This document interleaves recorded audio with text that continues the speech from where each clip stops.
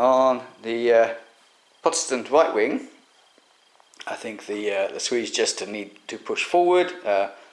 These infantry units will push forward and move into firing range. If you remember, one of them still needs to change to have the musketeers at the front, which will give them an advantage when firing, so try and do that. These two units probably want to push their advantage against here, so they'll try to cross the stream and possibly move into contact here, and the same here, push here, and this unit will try and move forward. Meanwhile, on this side, things are looking a bit more tricky for the Protestants. They lost one unit and another unit is moved back here. That's exposed. These units here, these green units, remember, are raw and so not particularly good. So there's going to be some kind of reorganisation here in an attempt to try and slow these down, I would guess. So I will do some of the moves and we'll see how that goes. On this flank, the cavalry here moved into contact with the light horse again, but remember the light horse have a chance of moving out of the way, pulling back out of the way. This unit here crossed the stream and moved into contact here with these in support, but because they've done that, they had to take a because they've moved more than half of their movement. To do that, they need to take a test to see if they can retain their commanded shot. You see they have their commanded shot here. Unfortunately, they failed that, so their commanded shot have been left behind as they dash forward into the attack. Meanwhile here, if you recall, these units here, this unit here, failed last time to change to effectively to firing mode, to put all the muskets near the front, but they managed to do that this turn, so the units have moved up into firing range to be able to engage their opponents on the other side of the stream there. So the only thing that remains to be done here now is to see if the light horse can pull back from the contact. If you recall, this is a normal action test and requires a score above 2. So they roll the dice, score 3, and they have pulled back. So let's now see what happens on the other flank. On this side, I've done a little movement so far. I moved these forward a little bit to get them into range to fire. I'm not sure that's the right move to do, but this unit here cannot move to support them. But on the other hand, where they weren't going to be getting the advantage of being on high ground. So I think that's probably a reasonable thing to do. But this side does need some kind of extra support. So what I'm going to attempt to do is I'm going to attempt to put this unit into column facing this way and bring them round somewhere around here. It'll take probably a while to do it, to try and block the advance of the cavalry. So we'll try and do that. So the first thing that must be done is this unit must go into column facing that direction, which is an action test, which they fail on a 1 or 2. So they've succeeded. So they can now go 1.5 movement to there, like so. The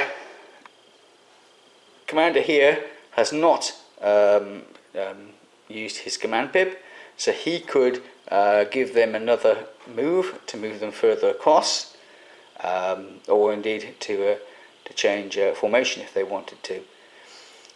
So I think he will attempt to do that. He's going to attempt to give them a second move. So first of all, what he must do is that's an action test to do that. So he succeeded, and I think what I will do is I will get them to move an extra move across and then turn back into line facing that way.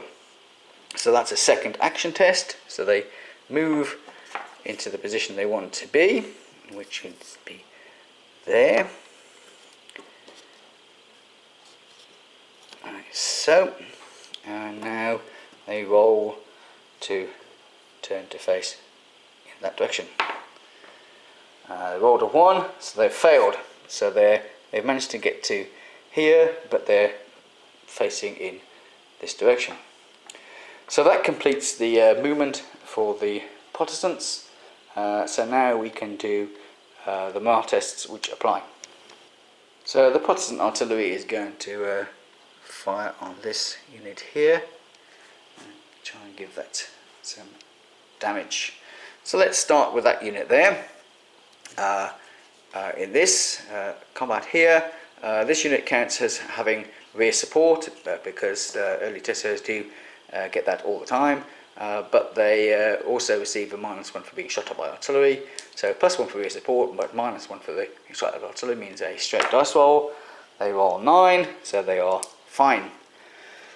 The next unit here, it gets +1 for rear support, +1 for being elite, so that's +2. But this unit here can decide to either fire here in support of those, or it can act in support of here, and I think it will act in support here, so that unit will give it a -1, so that's +1 overall, but this unit rolls 10, so they're fine. This unit here can only target one of the opposing units, so I think it will try to do something to this one, which is the lowest quality one, so more chance of being having to take some damage. So it's under fire and support, which is +2, so that's a total of 5, 6, 7. The commander's too far away, so they're going to take a hit for that. I'll put that on in a second. Here, facing the Swedish brigades have got a better firepower now, which doesn't help in this situation, but it will help when they get fired back at. So this unit here receives +1 for rear support, and that's the only factor that counts. So they roll 7, 8, so that's a pass. The next unit on is a similar dice roll, so 11, 12. They've also passed. Now let's turn to the cavalry here. So here these cavalry charged, and this unit is supported. So they are supported, but these are being charged. That's cancelled that out. So it's a straight dice roll, and we roll to see what's going to happen to them. So it's score 5. So that's take a hit. I think this unit will take it rather than risk rolling and getting something lower.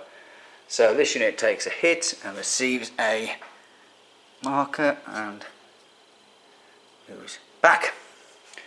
That means that the cavalry here must roll to see if they're going to do an uncontrolled pursuit. So if you recall, that's 4, 5, 4, 6, but they get +1 because they're trained, so that's 3, 4, 5 or 6. So they roll the dice and they score 1, so they don't pursue.